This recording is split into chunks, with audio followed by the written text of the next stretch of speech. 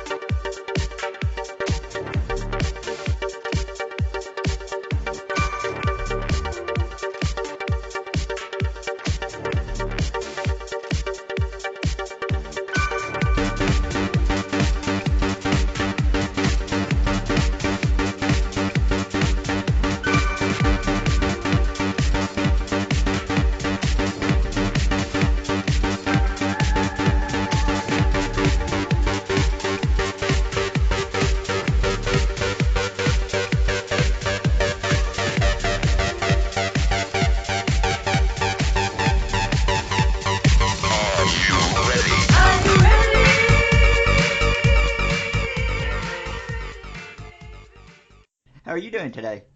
It's gonna be a busy day, but that's okay. To start out, could you let us know how you got into cosplay?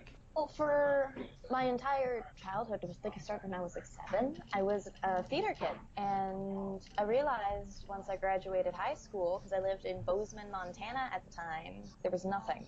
I was the only one that learned the costuming and the makeup and the tech side of things there. So I had the skill set to do this, and I needed a creative outlet. So I just started making costumes and doing things for the fun of it. And I came to find out through some mutual friends of a couple people I still know that is called cosplay. And I didn't know that was a thing until they brought that to my attention.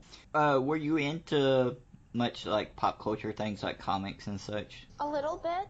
Growing up, my mom was still really old-fashioned because I was born on the cusp of technology. It existed, but it wasn't an integrated part of everyone's life. So even though like cable and every video games and everything existed when I was a kid, we didn't have them, we didn't use them, we didn't really do much until I remember I was in a dentist's office and I picked up a Spider-Man versus Doc Ock comic book, and I was just completely enthralled. It was the coolest thing I'd ever seen. Cool. What was your first actual cosplay costume that you made for an event or something? Because of my screwy timeline, that's kind of a hard one. The first costume I made, it's my first classic Harley suit, actually. That one was made out of spandex, and I call her Sad Clown because I drew the mask on and it looked really strange, and the gesture horns drooped in a way that just made it look like when Harley's animated Sad in the animated series, they droop down. Yeah. Yeah, it looked like that. Do you remember the first time somebody came up to you for a photo or anything at an event? Yeah, I couldn't believe they wanted a photo with me. It was Holiday Matsuri 2015, which was my first ever convention, and someone wanted a picture of my Harley. It was like one of the comic coverage guys. I still work with those guys quite a bit. Like, they're fantastic. And I was just in complete and utter disbelief because it was my first day in the first costume I'd ever made at the first convention I'd ever been to. We all know like when people take photos, it's best like you go up and ask people permission to take their photos, and well, it's what you should do. We know some people don't do that and stuff. I don't understand why they don't. You're gonna get a better photo if you ask, as opposed to some screwy candid shot. Yeah, that's why I discussed with somebody recently. I was like, most cosplayers have poses down and stuff like that, and you can get like a good photo. Especially with your armored cosplayers, like if Yeah. they're just hanging out or eating, they've taken off some of the easier to remove pieces of their armor, and you're not gonna get a full costumed picture unless you ask. One thing I've never actually asked the cosplayer about people coming up and getting photos and stuff is like when you do that, is it a tiring thing? I don't mean like you get tired of it and you don't like people doing it, but is it more like work to have to do it because you go into character a little bit and stuff? I think that's going to vary from person to person. I love it. I am a character actor as well as a cosplayer, so I'm generally in character no matter what. I love interacting with people. I love screwing around. I've got my Harley voice to go along with my Harley costume. I've got a whole Catwoman persona. I get really creepy when I do Zool the Gatekeeper. And for me, it creates the fun interaction that I get to have with people, especially when it's little kids, because little kids still have that wonderful suspension of disbelief. Mm-hmm. But for some people, it might just be more of a cue to take their pose and then go back to whatever they were doing. Mm-hmm. When it comes to photos, like we spoke of, for some people, it's not like they're basically jerks about situations like that. For a new cosplayer, how would you suggest handling people like that? What do you mean? Like Give people, me a... like I recently a friend of mine told me that somebody came up to get a photo, and they were just like snapping pictures like crazy, and they were like, "Whoa, wait a second! Like I gotta get set. I was eating a hot dog at the time. You know what I mean?" Like, what I've done when people do that, if they don't listen to me, then I either, if they're being really bad, I walk away. Or I'll just do my thing. If I need to get ready, I will get ready. And if you're just going to keep taking photos, then you're just going to have a ton of photos of me getting ready because you didn't wait. yeah. My policy, what is the cursing policy on this show? Oh, you can sing. Fantastic. My policy has always been do no harm but take no shit. Yeah. So if you're being a dick to me, I've been groped several times, and my favorite thing to do is smile sweet and innocent, look at the guy and go, hey, can you do me a favor? Get your hand off my ass. Loud as I can, because it draws attention. Yeah. And generally I call people out, but the sad thing is I've gotten kind of accustomed to some of the harassment that happens at conventions, so it doesn't shock me anymore. Newer cosplayers, it still might come as a bit of a shock factor, and if that's the case, I would stick with a group of friends that you trust, that you know will have your back if you freeze up. That's like a negative new cosplayers might have to encounter. What do you think's a surprising positive that new cosplayers might have to encounter? People loving your stuff, honestly. Yeah. Like, you're never prepared for that. The first time that I had a kid run up and ask me if I was the real Harley Quinn and then want me to sign something, I couldn't stop giggling. Yeah, that must be a really cool feeling. It's kids. Always going to be kids. Are kids your favorite people to deal with at conventions? For the most part. As long as I use the term well-behaved loosely, simply because kids are kids. Like, I'm not going to expect them to be perfect little angels. But I'm talking, like, no screaming, no throwing things like that. Generally, they're really excited, and they want to see everything, and they kind of understand it's a convention. But they also see certain costumes, like the really good builds, or you see them and they could be like professionally done. And any form of realization that this is fake goes out the window, and they're like a kid at Disney World. And it's... Yeah, it must be like overwhelming sometimes for kids to see characters too. And I've always said, I don't care how big you are, I don't care what your opinion on children is. If a kid is addressing you as the character, you play that part. Yeah. Don't ruin it for the kid. Yeah. About how many costumes do you think you've made? Just like a rough guess. Are we counting the ones for theater? Because I'm not going to be able to tell you that. No, let's just whittle it down to cosplay. Got 5 different versions of Harley. I only use 2 of them. Because the others are just kind of test run for fun or for a shoot. So let's say 2 Harleys plus the sad clown suit, so that's 3. Merida, Zul the Gatekeeper, it's 5. Isabella in process, 6. Jana, Horseman of War, is 7. I feel like I'm missing stuff. Oh, Black Canary, 8. And then I can't remember the character names, but I did 2 commissions a while back, so that makes 10. Oh, cool. I know some cosplayers, like, they don't keep their costumes, they'll wear them a few times, and then they'll either sell them off, or they do it. Do you keep all of them? I only cosplay... Oh, I lied to you. 11, Catwoman. Oh, okay. That's my favorite of yours, by the way. Oh, Cat is so much fun. I climb all of the things. I climb so many things. And theoretically soon, I will be making a Doctor Doom and a new Batman cape for a couple friends. That's cool. I've seen some good Doctor Dooms out there. There's some good ones. He goes by Richter Von Doom, and his costume it's been worn so much that it's time for an update. Cool. Do you usually, when you plan to go to conventions, have a couple of costumes? Depends on the convention. Yeah. Something like MegaCon, if I'm working after parties or events, I might do 2 or 3 costumes. Saturday is always my Harley day. That's the big day. That's when I bring out my best, and that is always going to be Harley Quinn. Zool generally only comes out if it's more of an 80s horror, nostalgic movies themed convention, or if I'm working with a group of Ghostbusters. Because I have been mistaken for something from Star Trek when I don't have Ghostbusters with. Don't ask me how it works, I don't know.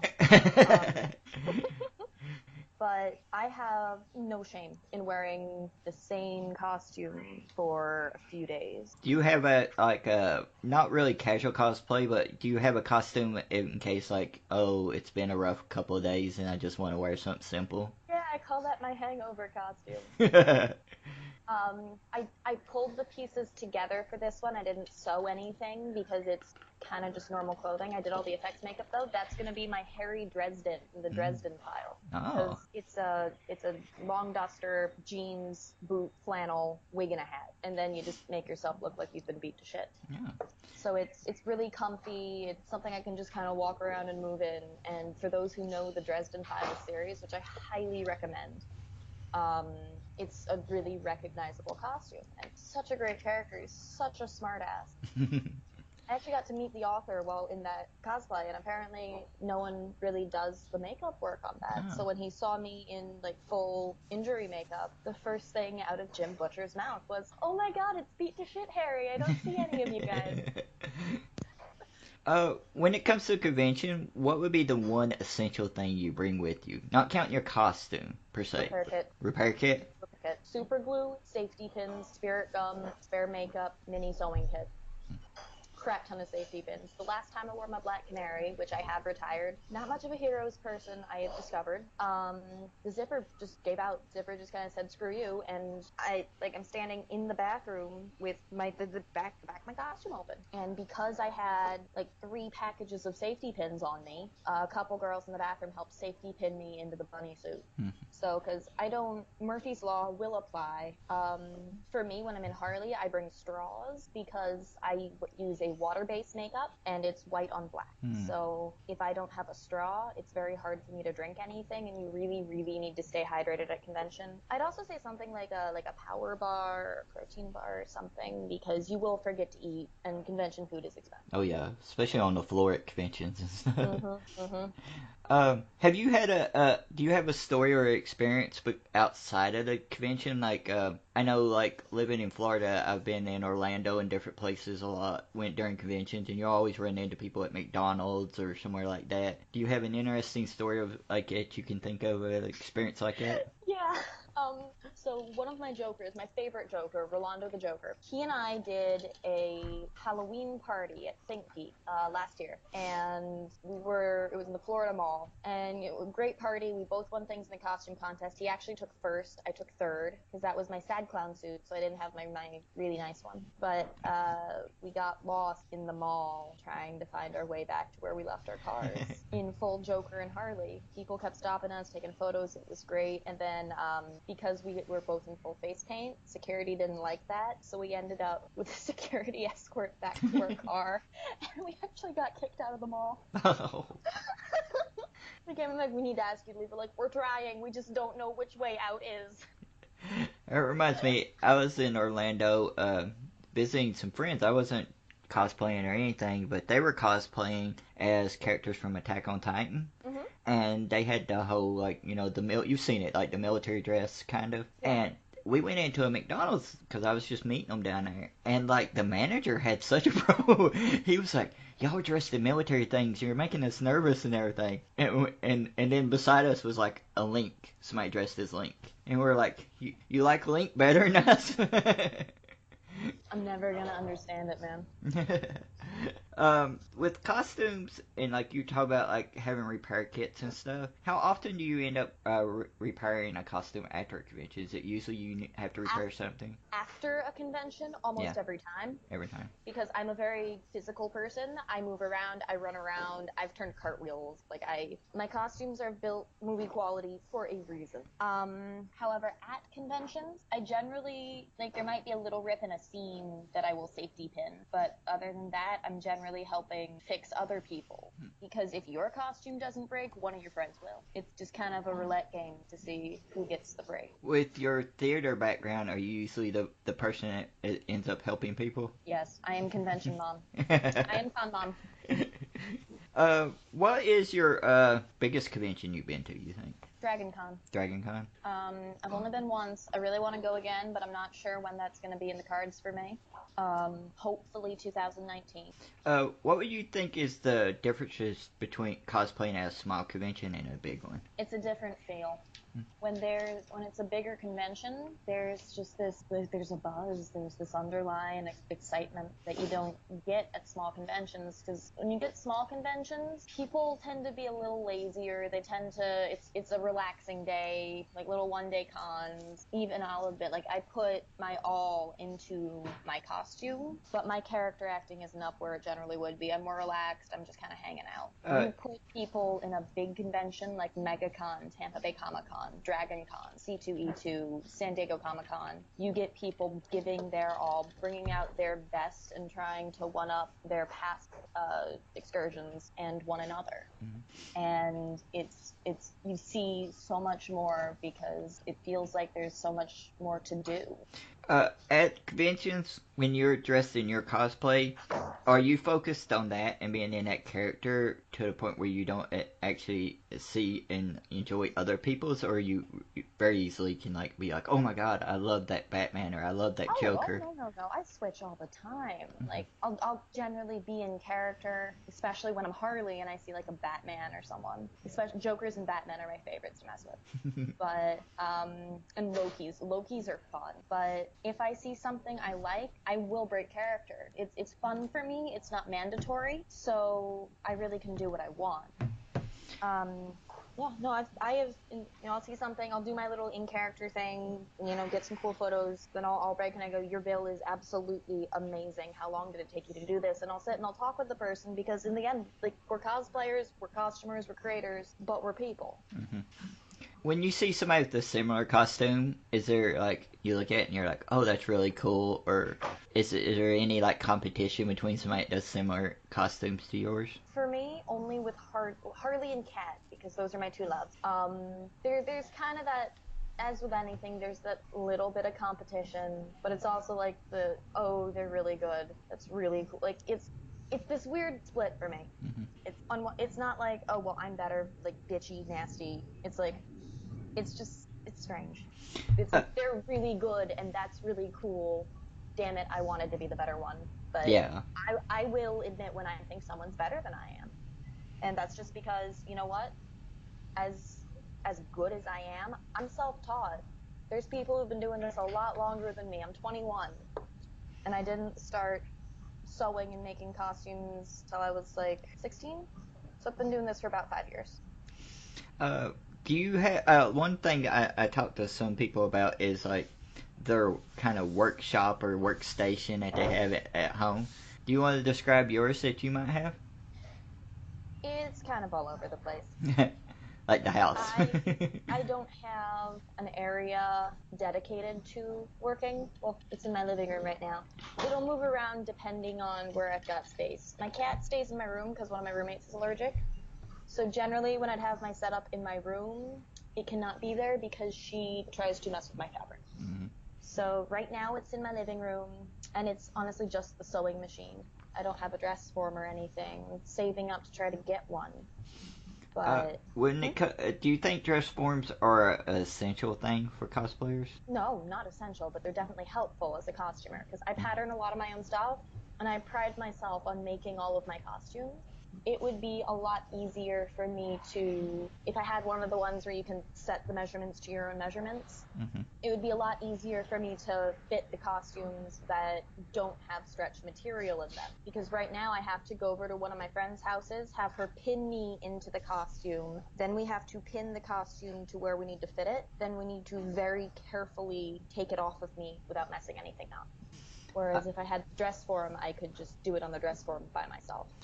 What would you say is your greatest strength as a cosplayer, and what would be the one thing you need to work more on? I need to work more on my prop building. I can't do props. Any cool props I have not made myself. No Joking Matter Cosplay made my crowbar, and my friend JW made my custom Harley gun. My friend Jen Bellick, I think is how you pronounce her name, I'm commissioning her to make me a Harley Quinn hammer, because I don't have one of those yet. I'd love to be able to do more with props. I understand the concept, it's not a strength. Clothing, like just clothing and sewing is definitely one of my strengths. If I can see it, I can make it. Are you a cosplayer that does commission work? I am case by case. Mm-hmm. If people have approached me to commission them classic Harley suits, and I will never commission anyone a classic Harley, partially because my ego says I want my suit to be completely unique. Secondly, because the way I fit the suit, I have to have the person with me. Mm-hmm. And the sad reality of it is when people pay for something, some people, not everyone, vast majority of people give credit, but some people think that because they've paid for it, they can take credit for it. And I love Harley Quinn. My Harley is something that has helped me through a lot, and I will not let someone else take credit for my Harley work. So Yeah, the credit issue has come up on here before when people talk about commissions. And it's a very simple thing, just like when you drop a note in your Instagram or something and say somebody commissioned this, or I commissioned this for somebody.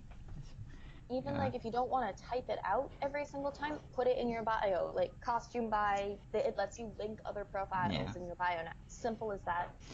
What's your feeling towards people crediting when they have a photo with you? I know like people should do it, but are you a person that's like, it's okay, but I don't get angry about it, or what's your view? What do you mean? Like if I take a picture with you at a convention, like tagging? Yeah. I would really appreciate being tagged, but I know that at conventions things get really crazy and you don't always remember who people are. Now, I'm gonna get annoyed if you tag me wrong and say that that's someone else, but most of the time it's just an honest mistake and people go, I'm sorry, let me fix that. Really, it is what it is. It's not a huge deal for me because most of the time people will tag the event we were at, and I can find the photos through there. Yeah. The whole credits thing, it leads to a conversation about, do you look as cosplay, and you might have a different perspective being from a theater background, do you look at it as an art form? Because I do. I think it's an art form. Definitely. Oh, most definitely. There is a difference between cosplay and costuming. And I think that difference is a love for what you do. If you get one of those girls whose boyfriend dragged them, they're not having any fun, I don't care how good their costume is, they're a girl in a costume. If it's someone who's out there loving what they do, I don't care if you made it, bought it, commissioned it, please don't steal it, but if you stole it, I don't care. If you're having fun and you're embracing your character, showing your love for your fandoms and what you do without hurting anyone, please, then you're a cosplayer. It's the play side of things. Yeah, it's like you have a passion if you're like enjoying it almost, like for it. Mm-hmm. Like if you enjoy it in a way. Have you ever had a cosplay that you worked on and you just couldn't finish? Yes. I started a while back toying with the idea of doing Ariel, and I didn't. I did a test run for Luna Lovegood at Tampa Bay Comic Con. Yeah, that was Tampa Bay Comic Con. And I wore the costume for all of 4 hours. No, not even 4 hours, like an hour and a half before I got bored. So I never completed the costume. And then the one that I still want to do, this one, but I'm going to need to get a new wig because I repurposed the wig I got. It's been in the works for about a year and a half now, is Sarah Sanderson, Hocus Pocus. That would be a really good one, I think. Yeah. The corset, the pattern for the corset as well as the fabric were both custom made for the movie, so it's going to be really hard to pull off, and I just have not decided that I want to tackle that yet. Is there one character, and that one you just may have talked about may be it, that you look at and say, like, I'd love to do that, but I can't? Not so much I can't as I won't. For me, I would love to do, there are some builds I would love to do from Black Panther, but like I'm all for do what you want, do what you love. I don't care about like skin color, weight, gender, whatever. but I will never cosplay someone from Black Panther. I'm just gonna be blunt here. I might sound a little horrible, but because I'm not black. Yeah. I'm not gonna take that. Like, I feel like there's been a horrible underrepresentation of good black characters, and I am not going to, I'd feel like I'm stepping in on something. Yeah. As well as part of the joy for me is being as screen accurate as possible. And, I don't think that's really going to work for me. No. You have appreciation for the costumes, but you just... I would love to commission a piece and do the build. That's something I would adore. I've already picked apart the pattern for the Dora Milaje armor. I am actually doing a custom Dora Milaje leather harness build for Kazuka Motion Cosplay, Shalane Demarest. But it's not something I would make for myself. With cosplay, a lot of cosplay, and I ain't gonna say like most or anything like that because it's a huge like group of people worldwide, but it seems like photography and having photos taken at events is a huge part of it. Is that a huge part of it for you? I am an industry-trained model, so half the time when I do photo shoots, it's a job booking that I have made, and one of the wardrobe choices they've picked has been one of my costumes. I recently got booked on a shoot, a couples shoot, and she wanted a wonderful photographer named Genesis. She wanted Harley and Ivy, so we did that. It really depends on the people. Like, it can be so much fun to do photo shoots. It really is, and it's a way to showcase your work and what you do. But I wouldn't say that it's necessarily mandatory for cosplay. Some people don't like cameras, and that's fine. If the fun is wearing the costume to the event, do that. If you're like me and you get a little vain at points in time and want to see pretty photos of yourself, then by all means, go do the shoot. Are you a cosplayer that sells prints? Yes. I know a lot of people look at the cosplay photography side, the photography side cosplay, as being one of the places where you have to like be wary at times. You do. Oh, you do. There's a difference between a photographer and a creepy guy with a camera. I'd say just use your street smarts, honey. My general rule, especially as a model, especially when I've shot high comfort, don't go alone. Always ask, hey, can I bring my friend? Because, it might be a little awkward for the photographer regardless to just have someone sitting there. But if they say anything other than yes, that's not a professional response and you need to be worried. Don't shoot with them if they don't let you bring a friend. Well, even like me doing this podcast, I've had people, when I've asked people to do it, and they're like, if we're doing it in person, they're like, can I bring a friend? I'm like, sure. And at first, exactly. I didn't even get why they were asking at first. Because, I'm a man, and I didn't get why they were asking. And somebody's like, they're bringing protection. And I'm like, oh. So, like, I was like... It's not even necessarily protection. It's more of I call them red flag grabs. Mm-hmm. If your photographer, interviewer, whatever, says no, you cancel right then and there. Now, I will say the flip side of that, it is really bad form to bring a husband or a boyfriend. You there? Yeah. Okay. Yeah, like, especially, like, if you got somebody... If you get the husband or the boyfriend staring you down, it gets way too uncomfortable. I'd say bring a guy friend. Like, I would bring my friend Josh, because Josh is like my brother. He and I have way too many inside jokes, and I know him and his girlfriend very well, to the point where it is impossible for me to see Josh as a guy. And it's impossible for him to see me as a girl. There's not gonna be it's the friends on equal level. Like, it's But I'd bring someone like that if you can, because even if I don't necessarily see Josh as a guy, he still is. And if there is any potential for creepy, him just being there deters that. Yeah.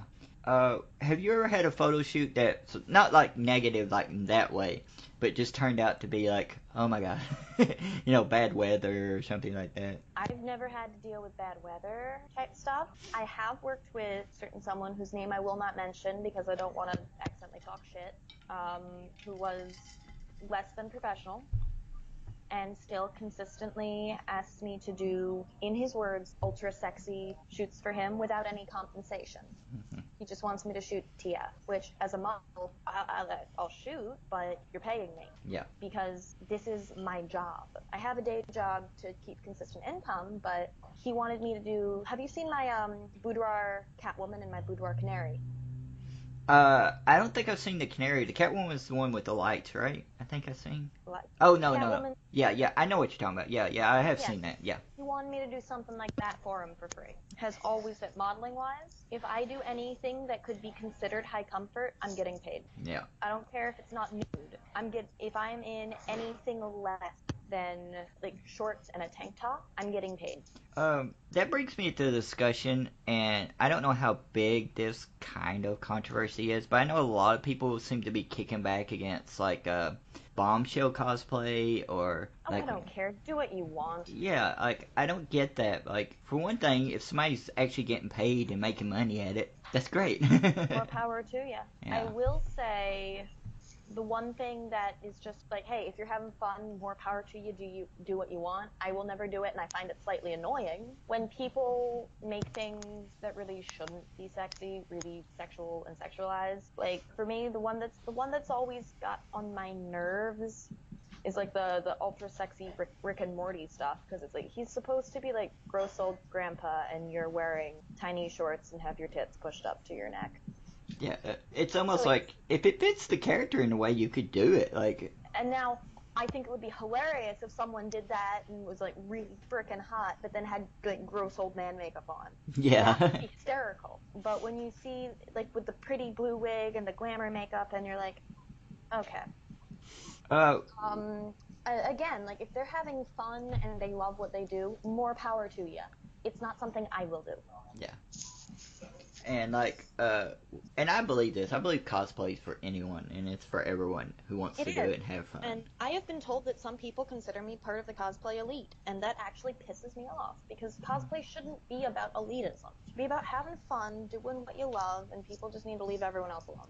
And what would make somebody elite, anyways? Apparently, costume quality, character acting. Basically, you know, if you look like you could walk straight out of a movie. We're talking 501st, Alice and Tabitha, Jessica Negri, and I'm nowhere near their level, but that's what some people consider cosplay elite.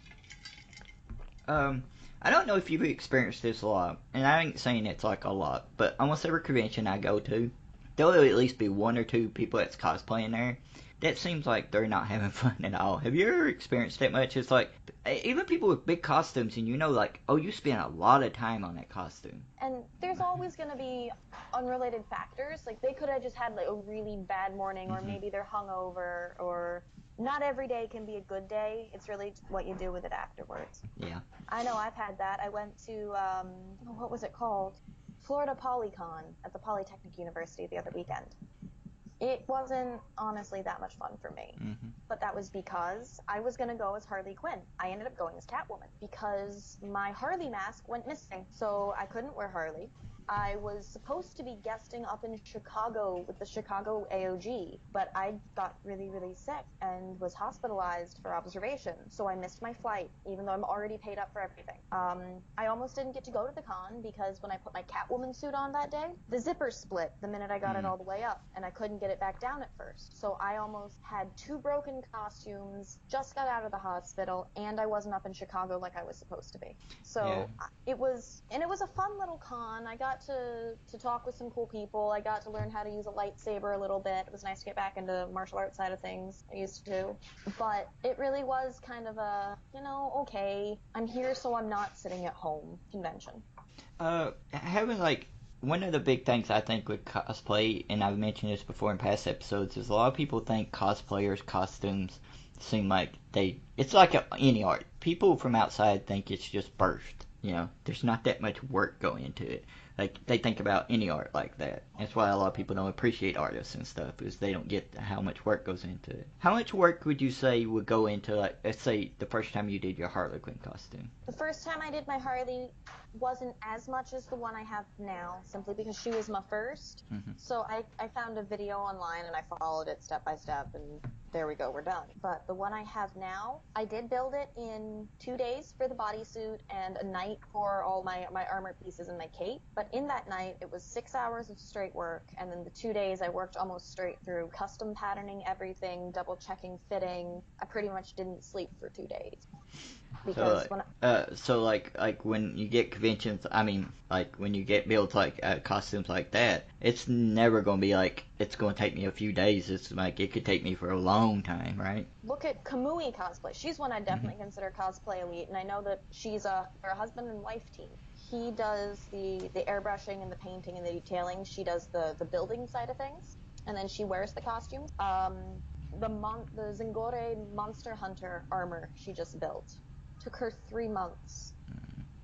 She does, and she actually has a lot of books and tutorials out. I still want to buy a couple of her books because I'd love to do some armored costumes, and I can't build armor, but I would love to learn. Yes, no, she is absolutely brilliant. I would love to meet her. She's either Russian or Swedish. Her name's Svetlana. No, absolutely brilliant, and they really show. She'll upload in-progress pictures. She's got armor and costumes with full LED functionality. She's wonderful. She's definitely one of my favorites. Well, is your Harley that you have now the longest one that it took for you to do? Yeah, definitely. When it comes to like the actual building of the costume and stuff, do you do a lot of sketches like you would do in theater for costume, or you just like get into it? No, I'll get online because I can only draw well enough to do a costume sketch, but that skill has really gotten lax because I haven't used it. I will go online and I will find concept art. I will find reference pictures and concept art for what I want because, like I said, I really like to try to be screen accurate. So I can find good screen caps and good promotional photos and use that. Cool. To get ready to end here real quick, and let you go, what would be the one thing about cosplay that you say is the most enjoyable? Cosplay is my social life. Honestly. I like making people smile. I like I said, kids. I love watching kids' faces light up. I still remember I was taking a picture with Nightmare Batman, I think it was, and he had me in handcuffs because I was in my Harley. I was sitting on the ground. I had my hands up in the handcuffs, and he had me by the handcuff. We were taking a photo. Now the handcuffs were mine, so he was gonna walk away. I hadn't even gotten to take my hands out of the handcuff when I hear Harley Quinn, and suddenly there's this small child in a dress dropping herself in my lap, and it's like, "Hi, where'd you come from?" Where's Mom? What's going on? But it was just the sheer joy that this child legitimately thought she was meeting Harley Quinn. When I can do that for kids, that's what I love. Yeah.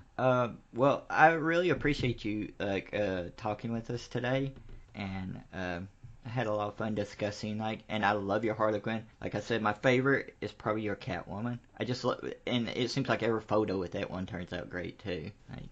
Cat photographs much better, but in person, Harley is definitely my most impressive. Well, if I ever get to a convention where you're at, I'll definitely try to. MegaCon? I want to. It depends on if I can get off work for it. I will be at MegaCon at least 3 days. Saturday is always my Harley day.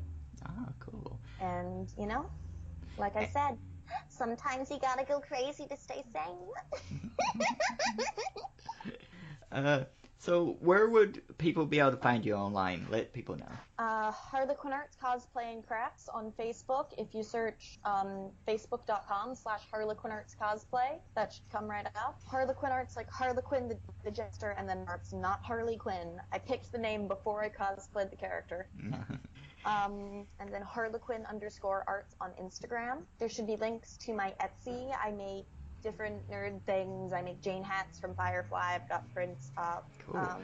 And like I said, I'm a case by case. So if you do want a commission, message me and we can talk and see if it's something I would be willing to do. Cool. And I'll put all the links for those when I upload the episode and stuff. Fantastic.